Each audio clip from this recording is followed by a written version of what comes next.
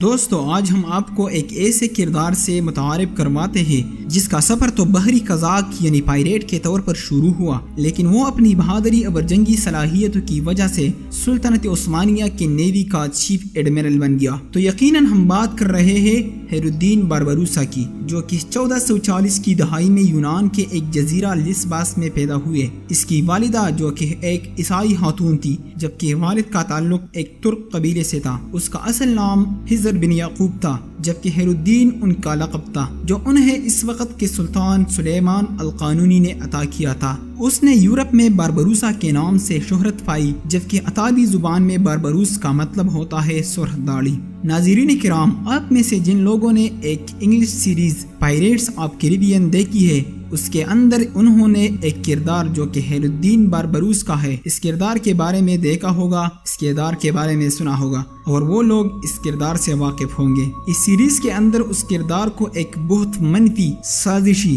اور تحریری کردار کے طور پر دکھایا گیا ہے، جبکہ اگر حقیقت دیکھی جائے تو خیر الدین پاشا باربروس جو تھے، جن کو کیپٹن باربروس بھی کہا جاتا ہے، یہ سلطنت عثمانیہ کے بحری امور کے کمانڈر تھے۔ اور اب سننے میں یہ بھی آ رہا ہے کہ دیرلس ارطغرل میں ارطغرل غازی کا کردار ادا کرنے والے جو انکن التھان ہے، وہ اپنی نئی سیریز میں سلطنت عثمانیہ کے اس عظیم سپاہی کا کردار بھی ادا کریں گے، جو کہ حال ہی میں اس کا پہلا ٹیزر ریلیز کر دیا گیا ہے۔ ناظرین، ہم بات کر رہے تھے خیر الدین باربروسا کی۔ خیر الدین کو بچپن سے ہی سمندری مہم جوئی کا بہت شوق تھا، اور اسی شوق نے انہیں ایک بحری قزاق سے چیف ایڈمرل بنا دیا۔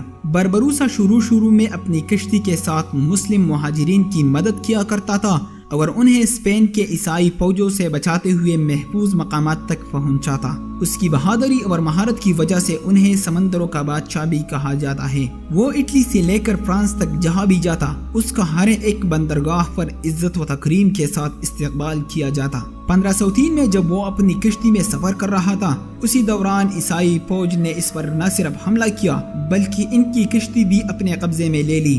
اس کے بعد 1505 میں جب اسپین اور پرتگالیوں نے شمالی افریقہ کے مسلمانوں پر حملہ کیا، تو باربروسا نے اپنے بھائی کے ساتھ مل کر بحیرہ روم میں دشمنوں کے بحری جہازوں کو نقصان پہنچاتے ہوئے انہیں واپس جانے پر مجبور کر دیا۔ اس کے بعد ترک حکومت نے انہیں بحیرہ روم کا سمندری گورنر مقرر کیا، اور اس کے بھائی روچ کو الجیریا کا گورنر مقرر کیا۔ اس کے مسلسل فتوحات کے سلسلے میں سلطنت عثمانیہ کے اس وقت کے سلطان سلیمان القانونی نے باربروسا کو نیوی کا ایڈمرل چیف نامزد کر دیا۔ باربروسا کی سب سے بڑی فتح جو تاریخ کے سنہرے حروف میں لکھی جاتی ہے، وہ 1538 میں وینس، جنیوا، اسپین، پرتگال اور مالٹا کے خلاف لڑی گئی بحری جنگ ہے، جس میں باربروسا نے دشمنوں کے 300 بحری جہازوں کو تباہ کیا۔ اس کی اس فتح نے ترکوں پر بحیرہ روم کے مشرقی راستے کھول دیے تھے، جس سے سلطنت عثمانیہ کو مزید پھیلنے میں مدد ملی۔ خیر الدین باربروسا کی بہت سی لڑائیاں جیتنے کے بعد آخر کار عیسائیوں نے ہار مان لی اور سلطان سلیمان کے ساتھ امن معاہدہ کیا، جس کے مطابق وہ ترکوں کے علاقائی فوائد کو مانتے ہوئے 3 لاکھ سونے کے سکے ادا کریں گے۔ ستمبر 1540 میں روم کے بادشاہ پرنس چارلس نے سلطنت عثمانیہ کو زیر کرنے کی ایک ترکیب سوچی۔ انہوں نے خیر الدین کو نیول ایڈمرل بنانے کے ساتھ اسپین کے کچھ علاقوں کا حاکم بننے کی پیشکش کر دی، لیکن خیر الدین باربروسا نے نہ صرف چارلس کی اس پیشکش کو ٹکرا دیا